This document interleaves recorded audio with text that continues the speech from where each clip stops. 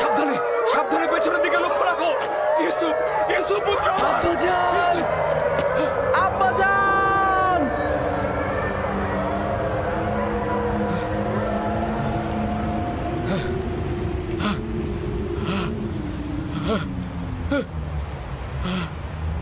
ইউসুফ, ইউসুফ, সতর্ক সতর্ক থাকো। ইউসুফ পুত্র আমার, সাবধানে সাবধানে ছেড়ে দাও, ছেড়ে দাও আমার পুত্রকে, ছেড়ে দাও, ছেড়ে দাও, ছেড়ে দাও। সতর্ক সতর্ক থাকো। নেকড়েদার, ছেড়ে দাও, ছেড়ে দাও আমার পুত্রকে। জনাবে আলী, জনাবে আলী, জাগ্রত হন জনাবে আলী। কি হয়েছে, কি হয়েছে খোদা নবী? কোনো খোয়াব দেখেছেন? আপনি কি ভীতিকর কোনো খোয়াব দেখেছেন? ভীত হওয়ার মতোই খোয়াব ছিল। কয়েকটা নেকড়ে একটি শিশুর পিছু নিয়েছিল। আমি তাকে বাঁচাতে পারছি না। নেকড়েগুলো তাকে ছিন্ন ভিন্ন করে খাবার জন্য ধাওয়া করতে করতে একটা গর্তের মধ্যে ফেলে দিল। ওই শিশুটি কে ছিল? তাকে চিনতে পেরেছেন? দূরে ছিল, তাই ঠিক মতো চিনতে পারিনি। তবে তার গঠনটা অনেকটা ইউসুফের মতোই ছিল।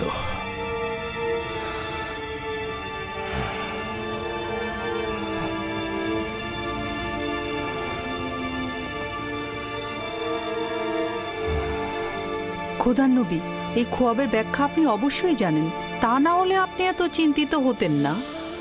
বালা মুসিবত ইয়াকুবের খানদানে ওত পেতে আছে।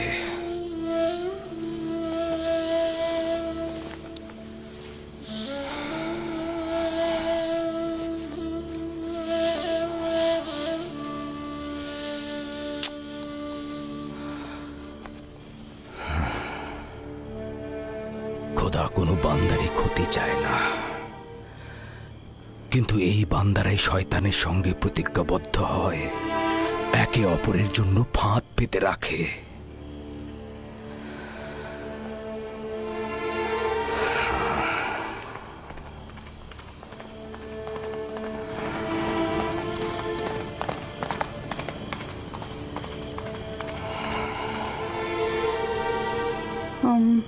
জনাবে আলী, খোয়াব দেখলে আসলে শান্ত থাকতে হয়। আপনি একটু বিশ্রাম নিন।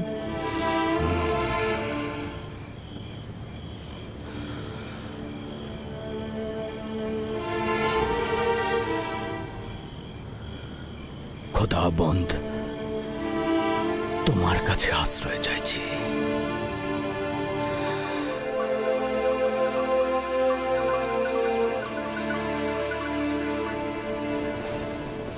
কি আশ্চর্য! জদ, আশির, তোমরা গত রাতে তোমাদের আব্বাজানের চিৎকার চেঁচামেচি একদম শুনতে পাওনি? না, আমরা তো গত রাতে ঘুমিয়েছি, কিচ্ছু শুনতে পাইনি তো। আমি একবার জেগেছিলাম, কিন্তু কিছু শুনতে পাইনি তো। গতকাল তোমাদের আব্বাজানের চিৎকারে জেগে উঠেছিলাম। তিনি খোয়াব দেখেছেন। আমি গিয়ে তাকে জাগ্রত করতে তিনি আমাকে বললেন 10টি নেকড়ে একটি শিশুকে তাড়া করে গর্তে ফেললো, আর শিশুটি দেখতে একদম ইউসুফের মতো। সেই অর্ধরাতে উঠে ইউসুফকে কি আদর, আবার চুমুও খেয়েছেন। আব্বাজান ওই শিশুটিকে চিনতে পারেনি? বললেন তো চিনতে পারেনি, কিন্তু বোঝাই তো যাচ্ছে সে ইউসুফ ছিল। তাছাড়া অর্ধরাতে উঠে এত আদরের কি ছিল? যদি ওই শিশুটি ইউসুফই হয়, তাহলে নেকড়ে আমার ভাইরাই ছিল। অনেক হাসি পাচ্ছে তাই না, যে তোমাদের পিতা তোমাদেরকে নেকড়ের ন্যায় দেখছে?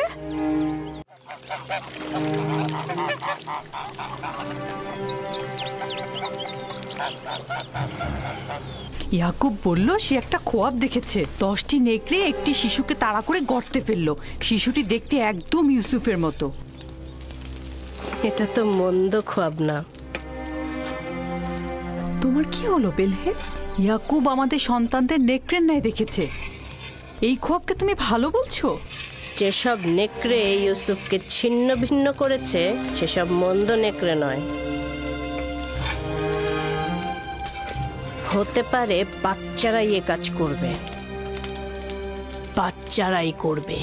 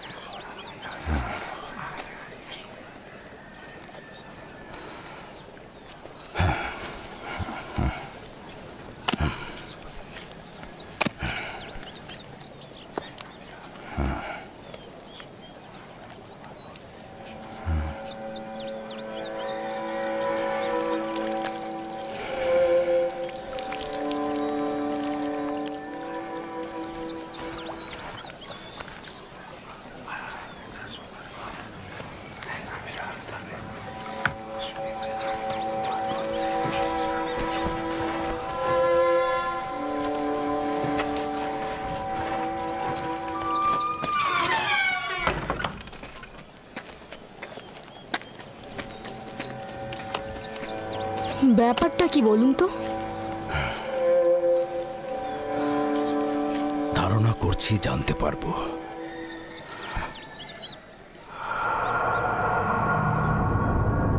আমাদের আব্বাজান সবসময় ইউসুফকে নিয়েই ভাবেন, এমনকি রাতের বেলা তাকে নিয়ে স্বপ্ন নাকি দেখেন। যেখানেই যান তাকে সঙ্গে করে নিয়ে যান, আর ঘুমালেও তাকে সঙ্গে করে নিয়ে ঘুমান। বেহুদা কথা বলো কেন ইয়াহুদা?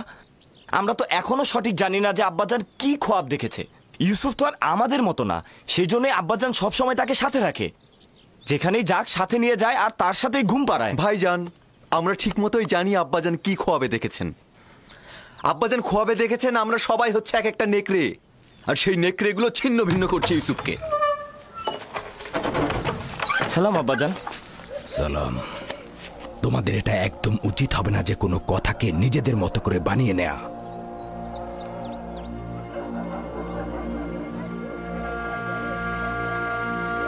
আমাদের আম্মিজান আমাদেরকে বলেছেন আপনি নাকি রাতে আমাদের নেকড়ের ন্যায় খোয়াব দেখেছেন, আর সেই নেকড়েরা ইউসুফকে হামলা করছে। এটা একদম সত্য নয়। আমি গত রাতে একটা খোয়াব দেখেছি, এটা সত্য। খোয়াবে দেখেছি কিছু নেকড়ে একটি বাচ্চা ছেলেকে তাড়িয়ে নিয়ে বেড়াচ্ছে। সেই নেকড়েগুলো না তোমাদের মতো, আর বাচ্চাটি না ইউসুফের মতো। আমি তো কারো চেহারাই দেখিনি। হ্যাঁ, 10টা নেকড়ে মানে বোঝাই যাচ্ছে আমরা 10 জন। আমি তো নেকড়েগুলোর সংখ্যা স্বপ্নে গুনে দেখিনি। তোমরা কোথা থেকে জানলে যে নেকড়ে 10টাই ছিল?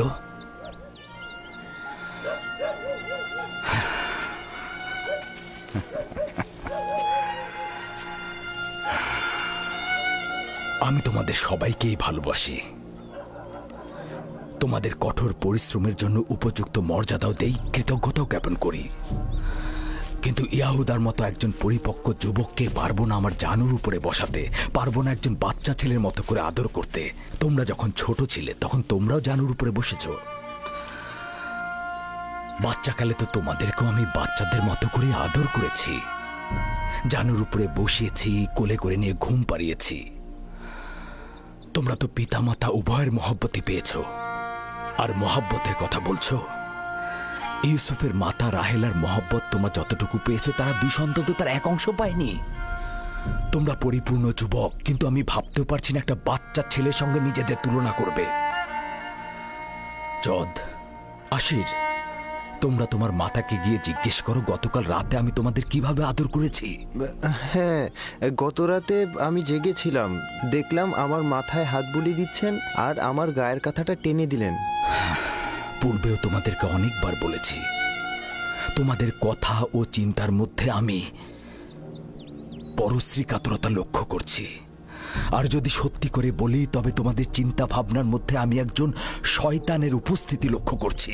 আব্বাজান, আমরা তো ইউসুফের সাথে খেলতে ভালোবাসি, আপনি কেন অনুমতি দেন না? আমি তো কখনোই বাধা দেইনি তোমরা ইউসুফের সাথে খেলবে। ইউসুফ তো তোমাদেরই ভাই, আর তোমরা ইউসুফের সাথে খেললে তো ইউসুফ অনেক খুশি হয়। তাহলে আমরা এখন ইউসুফের সাথে খেলা করতে পারবো? কেন নয়, এখনই যাও।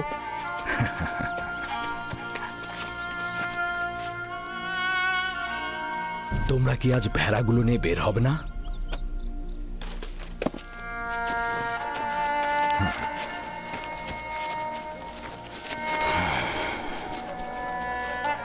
আমাদের ক্ষমা করবেন আব্বাজান।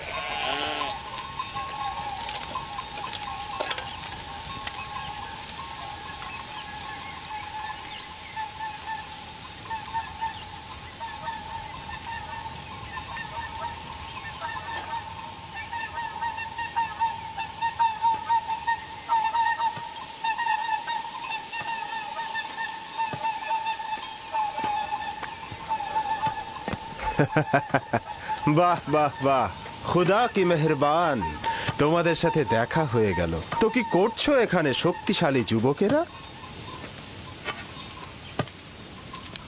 আমাদের দুপুরের খাবারের জন্য দুধ গরম করছে। বাহ বাহ বাহ, খুব ভালো। তো তৃপ্তি সহকারে খাও। এই তুমি কে, আর এখানে কি চাই? আমি প্রতিবেশী গ্রামের অধিবাসী। রাখালি আমার কাজ নয়, তবে ভেড়াগুলোকে মাঝে মাঝে এখানে চড়াতে নিয়ে আসি।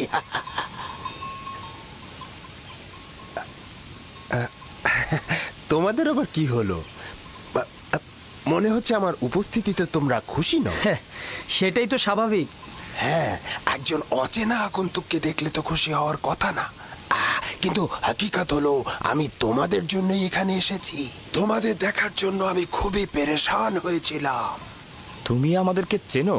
ও হ্যাঁ, আশেপাশের সমস্ত অধিবাসীরা ইয়াকুব পয়গম্বরের সন্তানদের সম্পর্কে অবগত। তাহলে তুমি আমাদের দেখে আশ্চর্য হলে কেন?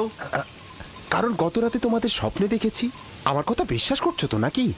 গত রাতে তোমাদের স্বপ্নে দেখেছি, আর আজ দেখলাম সরাসরি। আশ্চর্য হব না? হ্যাঁ, বাহ, এটা তো খুব ভালো। আমাদের তারিফ করছো দেখি। আসলে সত্যি বলতে কি, স্বপ্নটা খুব অদ্ভুত আর আশ্চর্যজনক ছিল।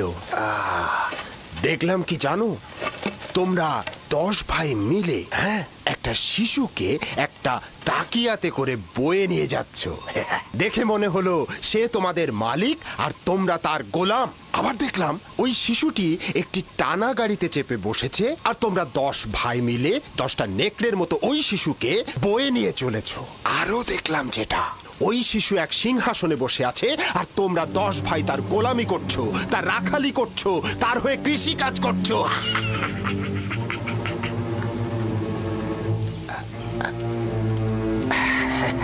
মনে হচ্ছে আমার স্বপ্নের বর্ণনা শুনে তোমরা অসন্তুষ্ট হয়েছো। আরে স্বপ্ন তো স্বপ্নই, ওটাকে ভুলে যাও। হ্যাঁ, আমি আসি। হ্যাঁ, দেখা হবে।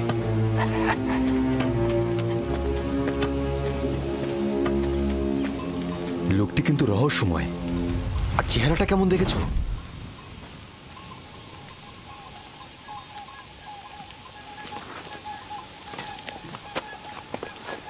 কিন্তু লোকটি কোথায় গেল? এত দ্রুত তো এখান থেকে যাওয়ার কথা না।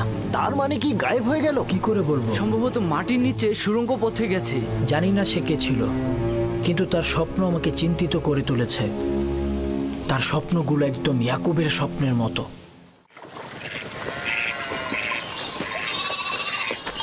সালাম আব্বাজান। সালাম আব্বাজান। সালাম চাচা। সালাম আব্বাজান। সালাম আব্বাজান।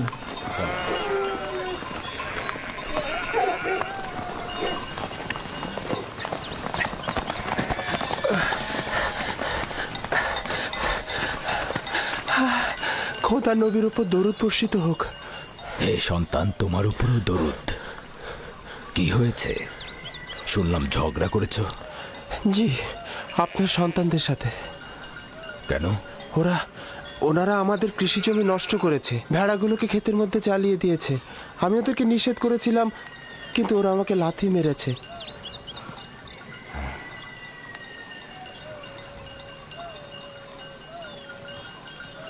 ইয়াহুদা, লাবি, শামুন, এদিকে এসো, এদিকে এসো।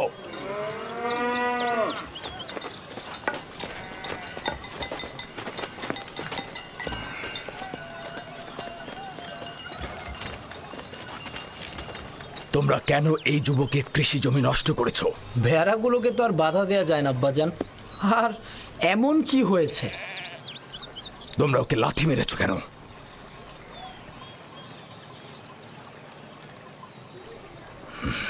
তুমি বলো, কি শাস্তি চাও ওদের? হে খোদার নবী, আমি সব কিছু ভুলে গিয়েছি।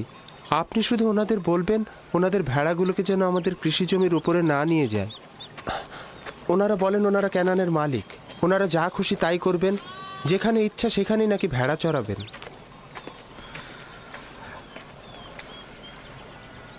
কে তোমাদের হক দিয়েছে যে তোমরা মানুষের কৃষি জমিতে ভেড়া চড়াবে? আর কে তোমাদের বলেছে যে তোমরা ক্যানানের মালিক? পুত্র, আমি তোমার কাছে ক্ষমা চাইছি, আর আমি তোমাকে কথা দিচ্ছি যে আমাদের ভেড়াগুলো আর তোমাদের কৃষি জমি নষ্ট করবে না। আমি তোমাদের ক্ষতির খেসারত দেব। আমরা ভুল করেছি, সেজন্য আমরা ক্ষমা চাচ্ছি আব্বাজান। ক্যানানের এই সকল অধিবাসীরাই ক্যানানের মালিক, আমরা নই। যদি সঠিকভাবে বলতে হয় তবে ক্যানানের আসল মালিক ফিলিস্তিনিগণ। তাহলে আমরা কোথাকার আদিবাসী আব্বাজান? তোমাদের পূর্বপুরুষ আমার দাদাজান ইব্রাহিম খলিলুর রহমান, যার কবর মাকফেলাতে অবস্থিত এখানে নয়। তিনি দজলা ও ফেরাত নদীর দক্ষিণের সুমের ও কাল্লাহর বাসিন্দা, অর্থাৎ তোমাদের জন্মস্থান ফাদ্দানের কাছাকাছি। এর পূর্ব থেকে তো ফিলিস্তিনিগণ এখানে জীবন ধারণ করতেন। এই তরুণের পূর্বপুরুষ ফিলিস্তিনি এবং তারা শত শত বছর ধরে ক্যানানে বসবাস করছেন। তবে সর্বশেষ 100 বছর ধরে আমরা এব্রানি ও ক্যানানি। সে যাই হোক, এখন আমরা সবাই ক্যানানের অধিবাসী বলে পরিগণিত। আমাদের উচিত একে অপরকে ভালোবাসা।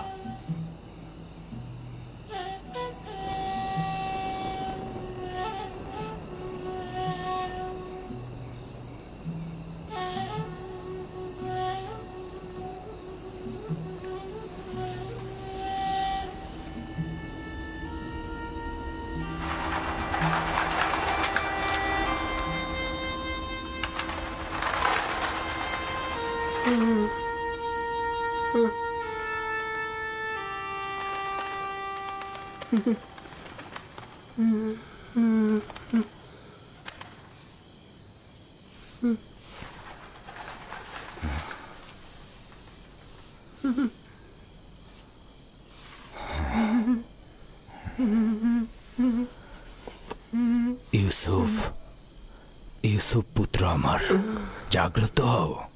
ইউসুফ, ইউসুফ, ইউসুফ। সালাম আব্বাজান। সালাম প্রিয় আব্বাজান। মনে হচ্ছিল খোয়াব দেখছিলে। জি, খুবই আজব স্বপ্ন। ওই ধরনের স্বপ্ন যেটা বলতে নিষেধ করেছিলেন। আব্বাজানকেও কি নিষেধ করেছি?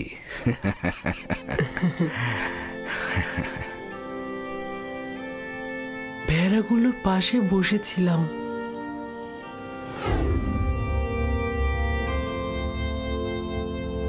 إذ قال يوسف لأبيه يا أبت إني رأيت 11 كوكبا والشمس والقمر رأيتهم لي ساجدين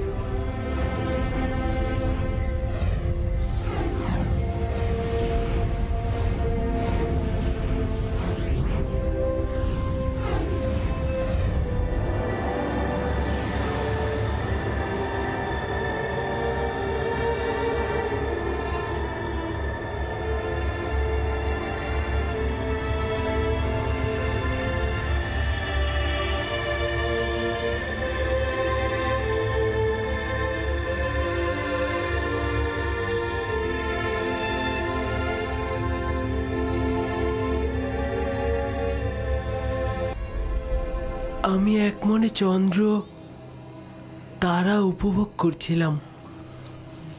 এমন সময় আপনি ডাক দিলেন।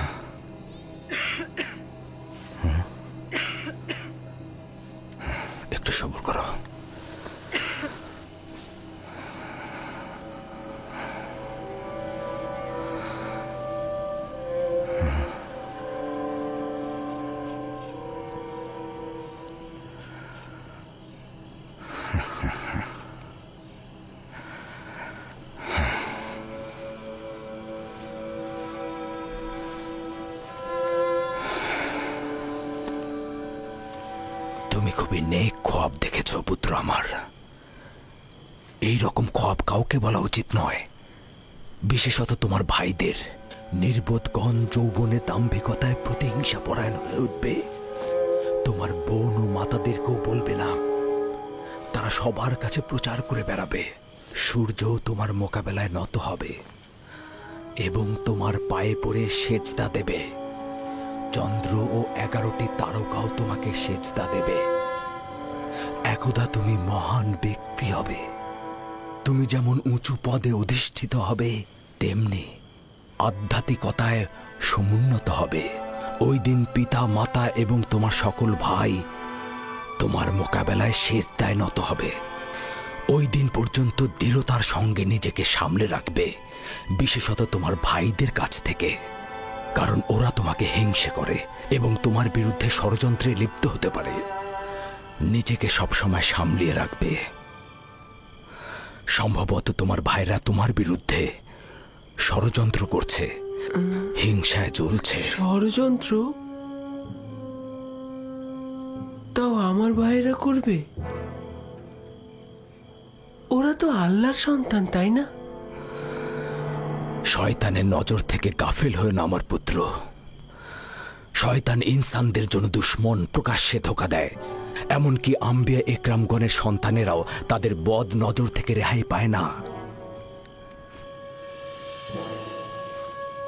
খোদাবন তোমাকে মহৎ কিছুর জন্য নির্বাচন করেছেন, আর খোদাই তোমাকে খোয়াব ব্যাখ্যা করার এলেম প্রদান করবেন। তার নিয়ামত তোমার ও ইয়াকুবের খানদানের উপর প্রদান করবে, যেমন ভাবে আমার পিতা ইসহাক ও দাদাজান ইব্রাহিমের উপর নিয়ামত প্রদান করেছিলেন এবং একই সাথে তাদেরকে ইমামত ও বেলায়েত প্রদান করেছিলেন।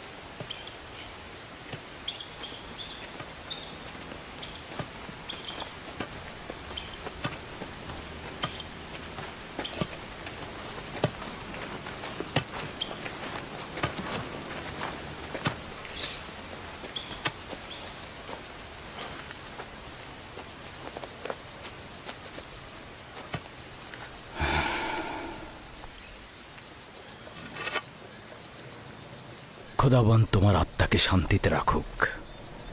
তোমার 2 সন্তানকে নিয়ে এলাম, দেখলে তো তারা 2জনই সুস্থ রয়েছে। আম্মাজান, ফুপুমাও আমাদের ত্যাগ করেছেন।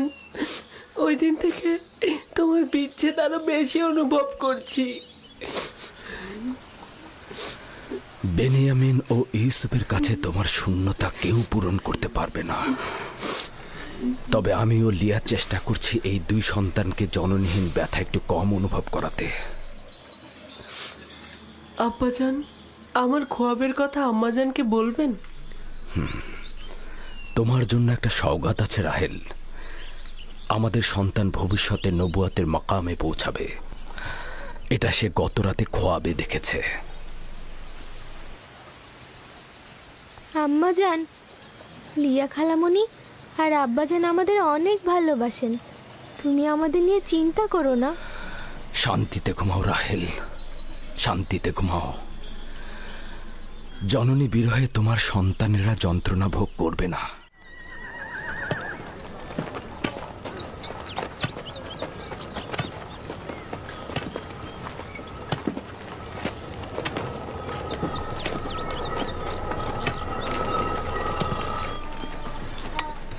সালাম আব্বাজান। সালাম আমার প্রিয় কন্যা।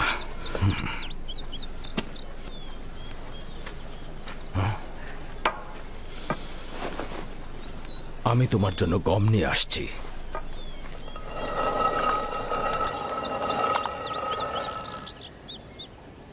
আব্বাজান তোমাদের কোথায় নিয়ে গিয়েছিল? আম্মাজান রাহেলের মাজারে জিয়ারতে গিয়েছিলাম।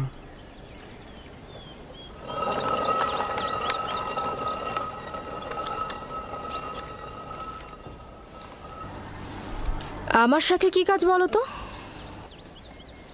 গতকাল ইয়াকুব নিজের উত্তরাধিকারী নির্দিষ্ট করেছে।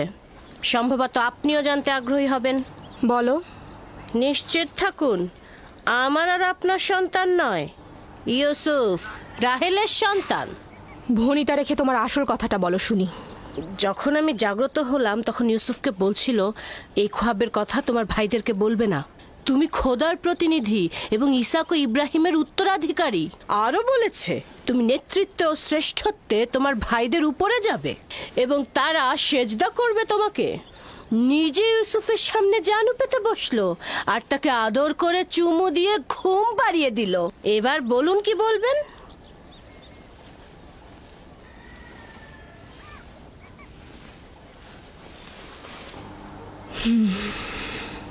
ইয়াকুবের উত্তরাধিকারী আমার সন্তান হলে আমি খুশি হতাম, কিন্তু খোদার নবী যদি অন্য কাউকে চায় তাহলে আমি তাকেই সমর্থন করব।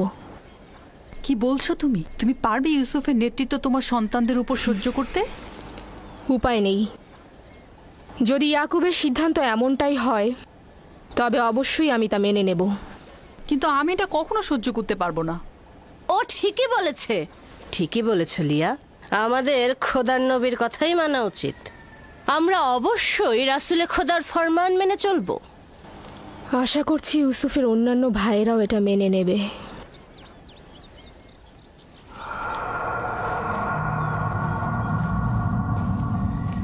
তুমি এত বোকা কেন? সবকিছু লিয়াকে বলার কি আছে? ওকে বললে বিপদ আরো বাড়বে। আমাদের উচিত সন্তানদের সাথে সলা পরামর্শ করা।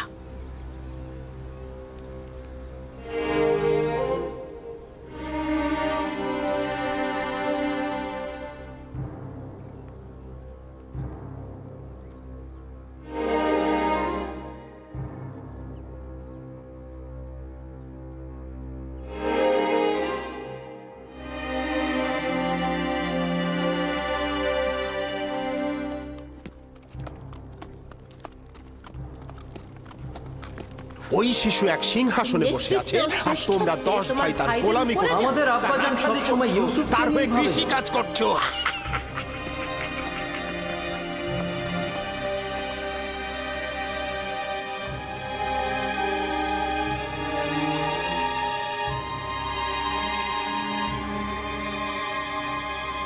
ইউসুফ খ্বাব দেখেছে, তোমাদের নেতা হবার কিছু বুঝলে?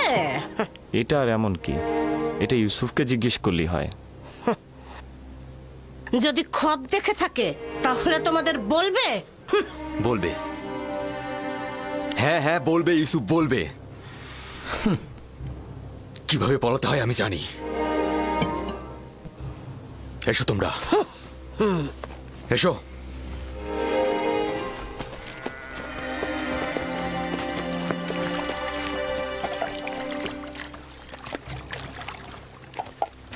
ইয়াহুদা, সবুর করো।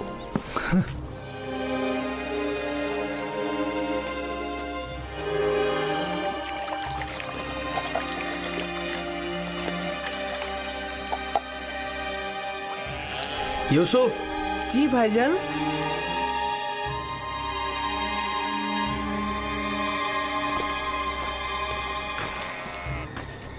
ইউসুফ আমার ভাই, তুমি কি জানো আমরা সবাই তোমাকে কত ভালোবাসি? আমিও আপনাদের অনেক ভালোবাসি। আচ্ছা ভাইজান, আমি আপনাদের মতো কবে বড় হব? তুমি তো বড় হয়েছই। তুমি তো পরওয়ারদিগারের কাছ থেকে উঁচু মাকাম ও শ্রেষ্ঠত্বের খবর পেয়েছো। কোন মাকামের কথা বলছেন আপনারা?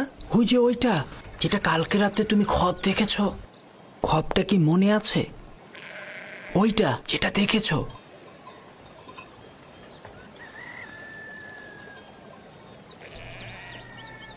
আমরা যখন জানতে পারলাম যে তুমি খোয়াব দেখেছ, যে তুমি উচ্চ মাকামে পৌঁছবে, আমরা কিন্তু খুশি হয়েছি। আব্বাজান কি আপনাদের স্বপ্নের কথা বলেছে? আমি আব্বাজানকে ছাড়া কাউকে বলিনি। না, আব্বাজান বলেনি, আমি নিজেই শুনেছিলাম। অর্ধরাতে উঠানে এসেছিলাম, তখনই শুনেছি আব্বাজান তোমাকে বলছে যে তুমি কাউকে বলো না যে তুমি ভবিষ্যতে উঁচু মাকামে পৌঁছাবে। তোমার খোয়াবটা আমাদের শোনাবে? আসলে আব্বাজান তো কাউকে বলতে নিষেধ করেছে, আর সেটা তো আপনারা শুনেছেনই। তাতে কি হয়েছে? তোমার ভাইরা তো তোমার আনন্দে শরিক হতে চাচ্ছে। আমি জানি আপনারা আমাকে অনেক ভালোবাসেন, খোয়াবের কথা বললেও কোনো সমস্যা নেই, কিন্তু আব্বাজানের ফরমান আমি অমান্য করতে পারবো না। আমি দুঃখিত। আমি আব্বাজানকে অবশ্যই বলবো তোমরা ইউসুফকে মারার চেষ্টা করেছো। থামো আমার বোন দিনহে, ইউসুফকে মারার আমাদের কোনো ইচ্ছে নেই। আমরা তো আসলে ইউসুফকে অনেক বেশি ভালোবাসি।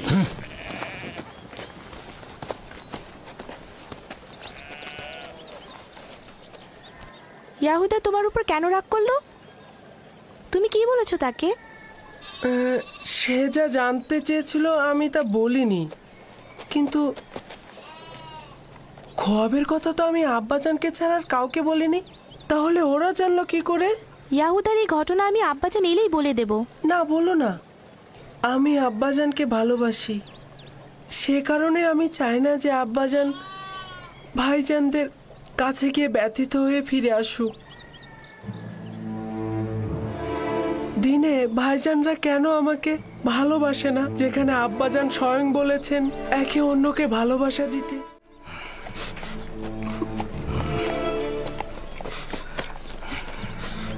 এদিকে এসো, দেখো আমি গম এনেছি। সালাম আব্বাজান। সালাম। সালাম সালাম।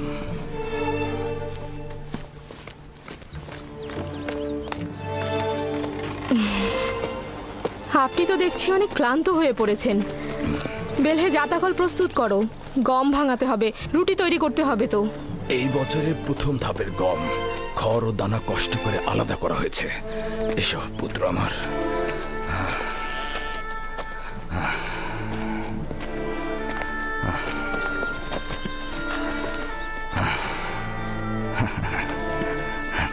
আব্বাজান, ভাইজানরা তো সবাই জানে আমি খোয়াব দেখেছি।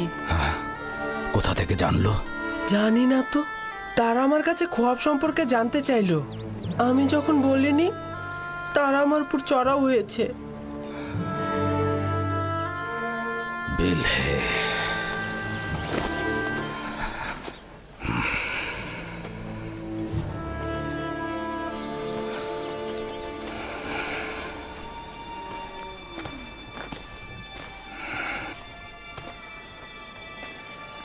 বেলে।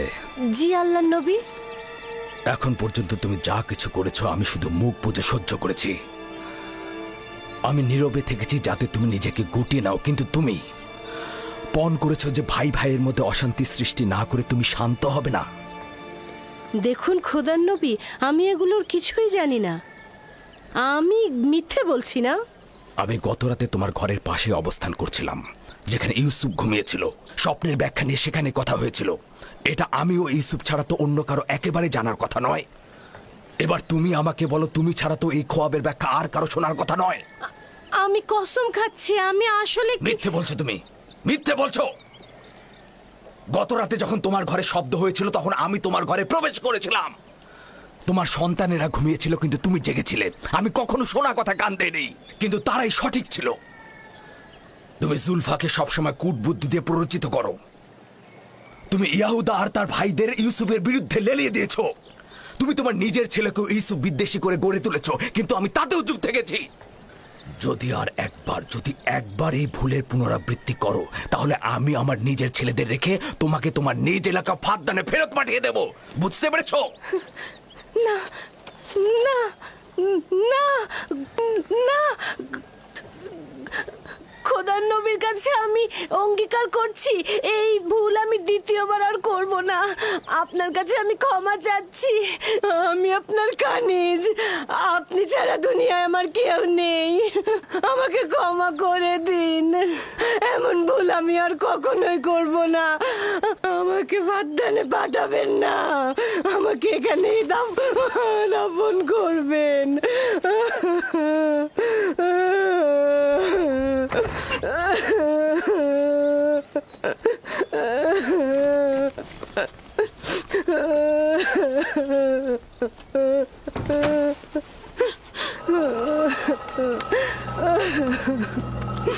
এটাতে কোনো সন্দেহ নেই যে সূর্য আমাদের আব্বাজান আর চন্দ্র হচ্ছে আমাদের আম্মাজান। হ্যাঁ, আর বাকি 11 জন তো এই নগণ্য মাতাহীন শিশুটিকে এতটা ঊর্ধ্বে দিয়েছে যে এই স্বপ্নদ্রষ্টা নিজেকে মাবুদ আর আমাদের সেজদাকারী মনে করছে। শুধু আমরা নয়, আব্বাজান আম্মাজানকেও সেই সেজদাকারীর অবস্থায় রেখেছে। আজ এখান থেকে কেউ বের হবে না যতক্ষণ না পর্যন্ত ইউসুফ এবং আমাদের ভাগ্য নির্ধারণ হচ্ছে। আমি আমার সকল সন্তানকে অনেক বেশি ভালোবাসি, কিন্তু ইউসুফের প্রতি বিশেষ আগ্রহ খোদাবন্দের ইউসুফের প্রতি বিশেষ অনুগ্রহের কারণে। আশা করি আমার সকল সন্তানেরা এটা বুঝতে পারবে। ইউসুফকে তারা বেশি ভালোবাসবে আর ইউসুফের প্রতি সকল দুশ্মনী তারা ছেড়ে দেবে। সে কি এরকমই চিন্তা ভাবনা করে যে আমাদের উপর এবং আমাদের পিতামাতার উপর তার শ্রেষ্ঠত্ব রয়েছে এবং সে আমাদের উপর নেতৃত্ব করবে? হ্যাঁ, ইউসুফের কল্পনা এত বাড়াবাড়ি হচ্ছে তার কারণ হচ্ছে আব্বাজানের মহব্বত। আব্বাজান তাকে মার থেকেও বেশি মহব্বত করছে। আমি জানি না আব্বাজান তাকে কেন এত বেশি ভালোবাসে। আব্বাজানকে কি ইউসুফ আমাদের চাইতে বেশি ভালোবাসে? এই খানদানের সকল কার্যক্রম আমাদের হাতে। ফসল ফলানো, ফসল চাষ সব আমাদের হাতে। ভেড়াগুলোকে চরণভূমিতে নিয়ে যেতে হবে, নেকড়ের হাত থেকে রক্ষা করা, খাদ্য সামগ্রী, কৃষিকাজ, জল সরবরাহ, ভেড়া পালন সব আমাদের হাতে। আব্বাজান আম্মাজানের সকল মহব্বত তার প্রতি, এমনকি ফুপুমাও তাকে নিয়ে মহব্বতে মেতে উঠেছে।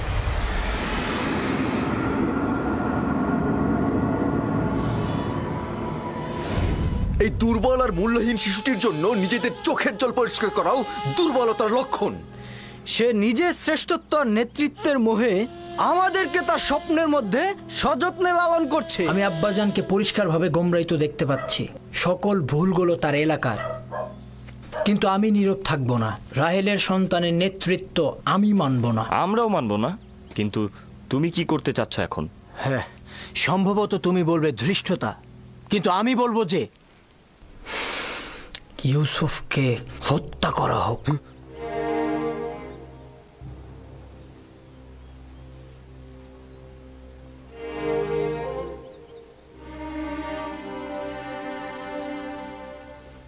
এই কথা খুবই বিপজ্জনক। এই কথা আর কখনো মুখে আনবে না তুমি। কেন আমি মুখে আনবো না লাবি? এরকম বৈষম্যমূলক আচরণের জন্য আমাদের আব্বাজানকে শাস্তি দেওয়া হবে, আর রাহেলের সন্তানের নেতৃত্বের আকাঙ্ক্ষাকে কবর দিয়ে দেব। যদিও আমি তোমার মতো এতটা দৃষ্ট নই, কিন্তু আমি তোমার এই সিদ্ধান্তের সাথে একমত। হ্যাঁ ঠিক, আমিও তোমাদের সাথে একমত। যখন ইউসুফ জন্মগ্রহণ করলো তখন সকলের দৃষ্টি তার দিকে চলে গেল, আর এখন সব মহব্বত তার দিকে। আমার ধৈর্য শেষ। আমি আর কতক্ষণ ধৈর্য ধরবো? আব্বা আম্মার সামনে তো তাকে কিছু বলাই যায় না। এসব কি বলছো তোমরা? ভাইকে হত্যা ও আব্বাজানের ওপর নফরমানি এটা বড় ধরনের গুনাহ। নির্ঘাত জাহান্নামের শাস্তি পাবে তোমরা। উফ, ওইটার কথা আমি ভেবে রেখেছি। হত্যার পরে ভালো করে তওবা করে নেব, আর বেশি বেশি করে খোদাবান্দাকে স্মরণ করব, তার কাছে ক্ষমা চাইব। তিনি ক্ষমার প্রতীক, আর তিনি ক্ষমাও করবেন। যেমন করে সকল গুনাহগারী চিন্তা করে গুনায় লিপ্ত হব, গুনাহ করব, আর তওবা করলে গুনাহ ক্ষমা হয়ে যাবে। এটা ছাড়া আমাদের আর কোনো পথ নেই। ইউসুফের মৃত্যুর পর আমরা আব্বাজানের কাছে কান্নাকাটি করে ক্ষমা চাইব, তিনি আমাদের ক্ষমা করে দিবেন। যদি খোদাবান তওবা করার পথটি কঠিন করে দেয়, তবে গুনাহকারীর জন্য তওবা করাটা সহজ নয়। আর যদি তওবার তৌফিক না পাই, তবে কিয়ামত পর্যন্ত আমরা সবাই গুনাহগারী থাকব। আর এটা ভবিষ্যৎ প্রজন্মের জন্য লজ্জাজনক হবে যে আমরা পয়গম্বরের সন্তান হয়ে ভাইয়ের রক্তে সিক্ত হয়েছি। আমিও লাবির কথাই একমত পোষণ করছি, কিন্তু আমার কথা হচ্ছে লাভি কি ইয়াহুদার চেয়েও ভালো পথ বের করতে পারবে যাতে হত্যার প্রয়োজন হবে না? সব সময় নিজেকে দূরে রেখে বিরত থাকার খেলাটা না খেলে যদি পারো সমাধানের পথ বের করো। আমাদের আসল সমস্যা তো ইউসুফের প্রতি আব্বাজানের অতিরিক্ত মহব্বত, তাই না? হ্যাঁ ঠিক তাই। এখন বলো তাহলে কি করলে সমাধান মিলবে, বলো। যদি তাই হয় তবে এমন কাজ করো যেন ইউসুফের প্রতি আব্বাজানের মনোযোগটা একদমই কমে যায়। আর এইভাবে কিছুদিন চলতে থাকলে ইউসুফকে আব্বাজান এমনিতেই ভুলে যাবে আর তার দৃষ্টি এসে পড়বে আমাদের ওপর। এটা সম্ভব নাকি? আব্বাজান তো সবসময় তাকে চোখে চোখে রাখে। তো ঠিক আছে, আমরা অন্য কোনো উপায় বের করি, কিন্তু এটা মেনে নিতে হবে যে ইউসুফকে হত্যা করাটা সমাধান নয়। অতএব ইউসুফকে আব্বাজানের কাছ থেকে দূরে সরানোর পথ বের করতে হবে।